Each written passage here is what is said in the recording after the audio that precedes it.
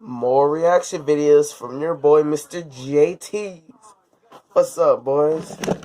Making my reaction videos.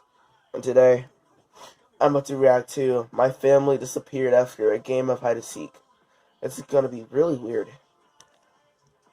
Alright, let's start. 3, 2, 1, and recording. "The love of a family is life's greatest blessing," was my parents' favorite quote. They even had it framed in my bedroom and That's bathroom, weird. so I could see it each time I got out of bed or while staring at my bathroom's mirror. Cliché, I know. I had everything a teen could want: an awesome dad and a loving mom who always created time out of their Spoiled. Rotten. schedules for me.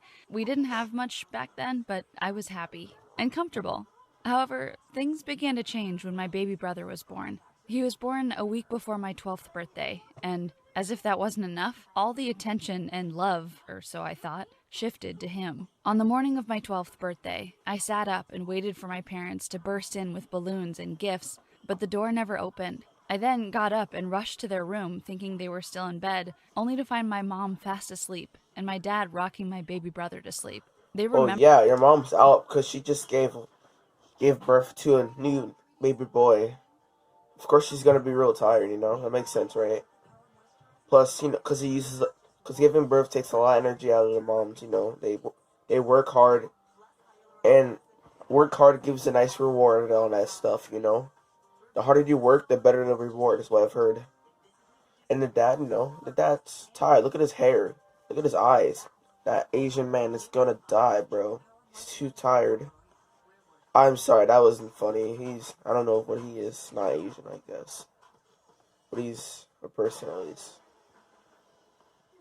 later at night, after I reminded them that it was my birthday, and they apologized for not getting Your me best friend anything. apologized. My dad said, "Sorry, sweetie, but we have a new baby, and we stayed up all night holding that milk bottle. But we'll make it up to you, Bunny." After another round of reminding him of his promise, my dad grudgingly took me to the park. Which 12-year-old goes to the park for their birthday? I'm not a dog or That's 5. tough. I didn't want to go to the park, but it was better than nothing. At least, I was glad I was away from the baby's cries. On the way back home, my dad told me about how they had tried so hard to have another baby after me, but it never worked out. "This is a miracle. I'm sorry about how your birthday turned out this year, but things will return to normal very soon," he said. Well, that was a lie. A few months before I turned 13, the family-owned business hit it big and we became rich. We moved to a new neighborhood meant for rich people, and I changed schools as well. My parents became so busy that they would come home when I was asleep and leave before I got up. They got a nanny to take care of my brother, and I only got to see them during the weekends. Like this wasn't enough, they spent more time with my That's brother. tough, bro. Not being able to spend time with your family.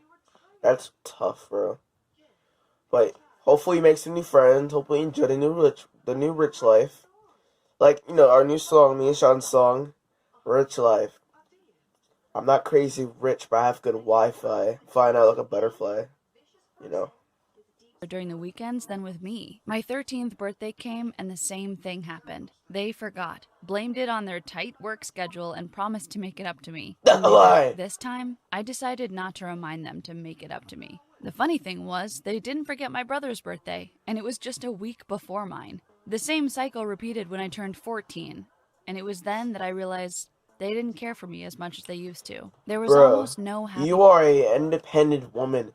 You can take care of yourself. That is a little baby boy that is dependent on his parents. Alright? You are a selfish. Can't. I need to get my mind together. You are a selfish, uncultured swine. You want all the attention for yourself. No. You don't get that no more, bro. Sister, you don't get that. In my life until I met Lucas. Lucas's dad played golf on Saturdays with my dad, while his mom loved to go shopping with my mom. Each time they came over, Lucas would tag along. I didn't like him at first because I thought he was a jerk. He was trying so hard to show off, but he kept making efforts to get close to me, and I started to like him. Soon enough, when our parents got busy, we would sneak into my room and spend time together. I loved how he paid so much attention to me and always wanted to do silly things with me. On my 15th birthday, Lucas was the only one to remember my birthday. and he got me my first present in 3 years. I was so happy that he remembered that I hugged him longer than I had hugged anyone in a long time. I felt like I mattered once more and decided to forget about what my parents were doing wrong. I mean, Lucas cares, so I was good. A year passed Dude, by, and your parents care. They are trying to raise a healthy boy. Then they will start taking care of. You have a boyfriend. Don't forget about the parents. They gave you life. You're the reason that you're having a good life with your boyfriend, bud. So be grateful that they even bothered to notice you before your brother was born. I can't talk today, boys. I'm sorry. I looked forward to my 16th birthday. With Lucas, of course. You should throw a sweet 16 party, he suggested, but I refused. I suggested that we invite a few friends and have fun with them. He bought into the idea, and we started planning for my birthday. A week before my birthday, it was my brother's birthday as usual. He was turning 4, and my parents told me that they were going to throw a party for him, as they always did. They told me that they wanted me to be there, as they had noticed that I was always absent on his birthdays. When it was time for the party to begin, I locked myself in my room and went to sleep. The next morning, they told me how displeased they were with my behavior, but I didn't care. I was glad that they finally felt the same way I had been feeling for the past 3 What years. have I said in the last reaction video? 2 wrongs do not make a right. And what am I doing? What am I hearing?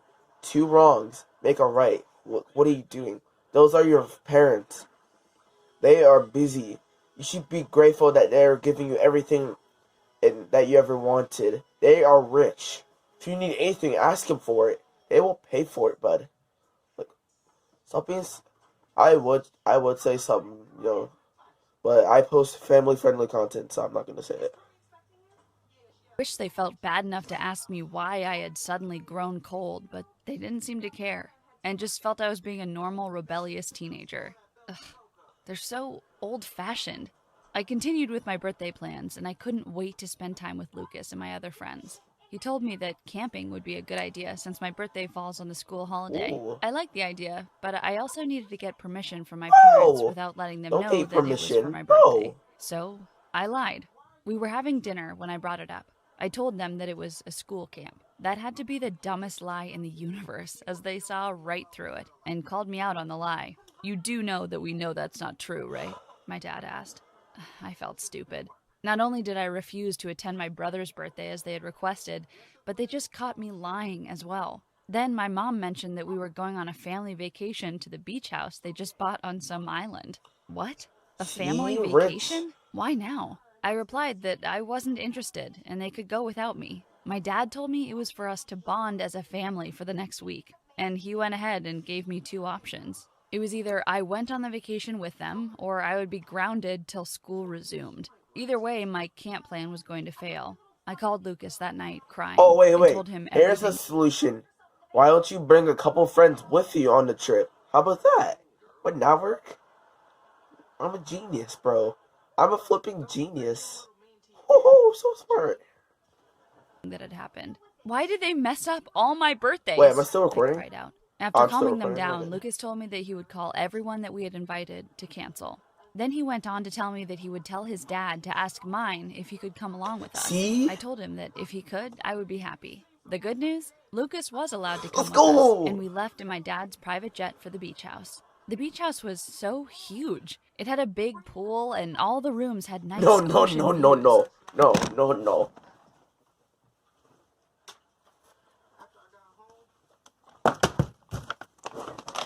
No way. Oh, that's in the way. No way. That ain't no beach house. That's an entire mansion. Oh.